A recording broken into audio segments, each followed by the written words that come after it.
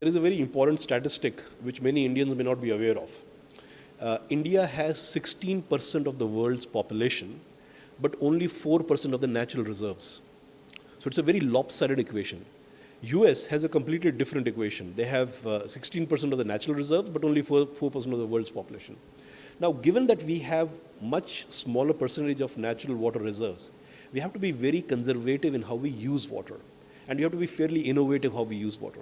Now, I draw a parallel between India and Singapore. In Singapore is an island. It has no natural resources. They take 50% water from Malaysia. They take 30% water from the sea, which is desalination, and they recycle the remaining 20% water. And everybody in Singapore knows about it, but they are quite comfortable with that. So that's how they are managing resources. India has to do something similar.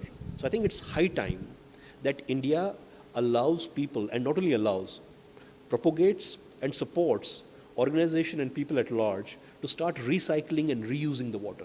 I think it's very important.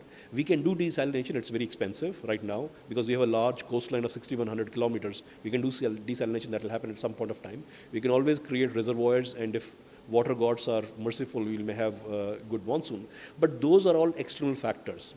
What we can do right now is use water judiciously and recycle and reuse water as much as we can to minimize the impact of such adversity such as drought.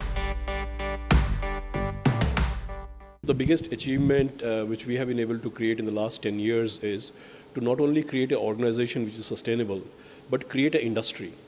Today, you have many players who aspire to be in the community water system business, and the industry is now relatively well organized and fairly buoyant from the standpoint of many social entrepreneurs trying to get into this area. So I think we laid down, or we did the hard work or the heavy lifting of laying down a pathway of how to pursue this particular industry, and many other people follow that route. So we are not very territorial or egotistical about being running a company which is grown. What we believe is the industry as such needs to grow because there is such a large need for clean and safe water that the more people who join this bandwagon and join